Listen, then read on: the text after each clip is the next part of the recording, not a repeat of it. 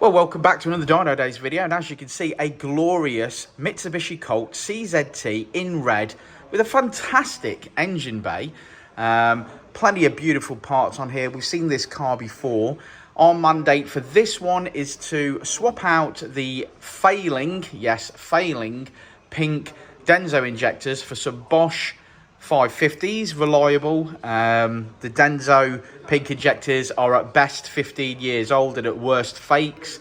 So we're going for some genuine Bosch 550s and map this up. So look at that, beautiful. Let's get cracking.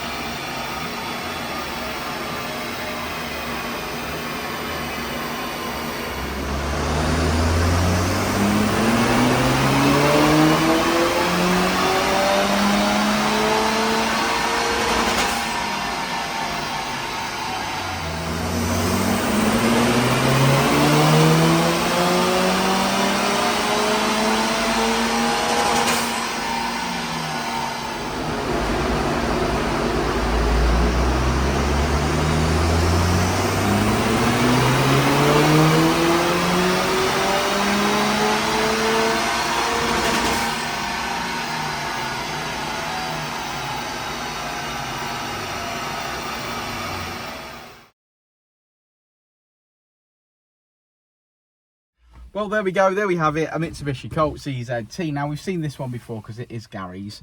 Yeah, multitude of times, didn't we? Yeah, in various different stages. Very different stages. We've just done a little bit of work on this car. Not a massive amount, to be fair. It was making 212, I think, and 230 foot-pounds previously. But it started to have a little problem with the injectors, didn't it? It did have a problem with the injectors. That's where this car's changed probably the most, hasn't it?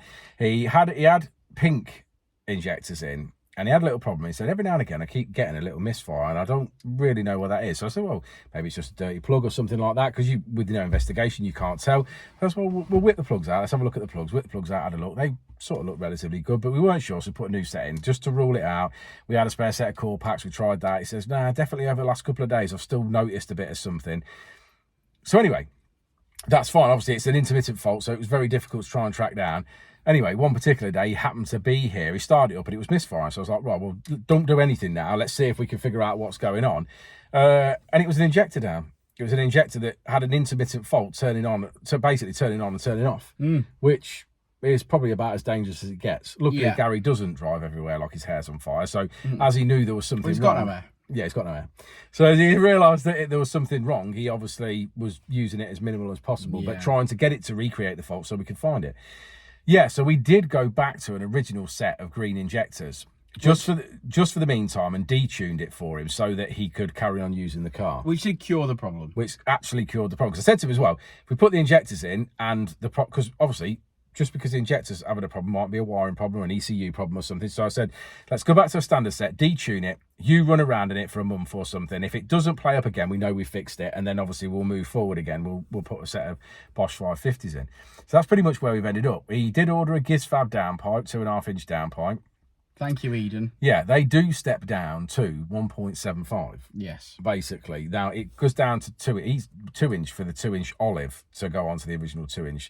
So what we did there is we didn't want to lose that there, didn't want to step down, considering he paid for a 2.5-inch downpipe. So we cut the olive off the end of it, fitted a 2.5-inch V-band, and then made a 2.5-inch section to mate to the front of his Scorpion, which is, to be fair, the rest of the exhaust is 2.25. The second decat is 2.25, the rest of the exhaust 2.25. But just so it was a true 2.5-inch, it didn't come in at 2.5, step down, then go back up to 2.25. It seems silly in my opinion. No good for flow, that. No good for flow. So we did that and modified that.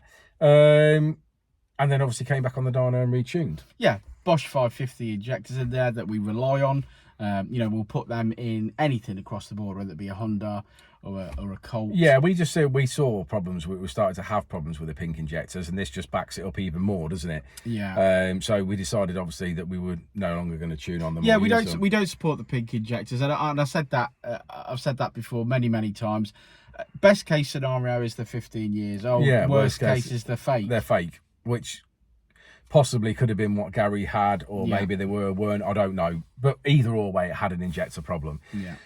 So yes, obviously that's lovely. We've got it done. We've finished today on 215 and 240 foot-pounds. We made a bit extra. Just shy of 240, I think. Yeah, we made a little bit more on foot-poundage, and we made a little bit more brake horsepower because of those mods. And it's on a stock turbo. Yeah, still. It is still physically on a stock turbo. So basically we're bringing it in around the sort of 18 psi. We're making nice power and torque in the mid-range.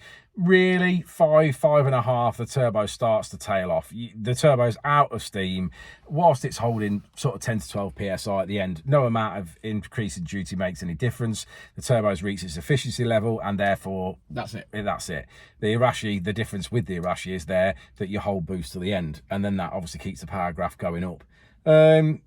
If Gary ever wanted to go down that route, that's the next step for this car. It's got every single mod apart from the turbo. All supporting mods apart from the turbo. Yeah, all supporting mods apart from the turbo. And let's not forget, it does actually take quite a lot of money for the supporting mods for the Irashi turbo. Yeah, 100%. Because what we always say is that if you go in stage 2, well, it's only an extra like 600, 700 quid, and you've got it's worth the money. Go from stage 1 to stage 2. Yeah, there's a lot of money for not a lot of gain, unless you're bolting that turbo on. Yeah, you really aren't getting a lot, basically. And then obviously at the latter stages, yes, you'll make you know, with the hybrid, you'll make some real power. Available on the website.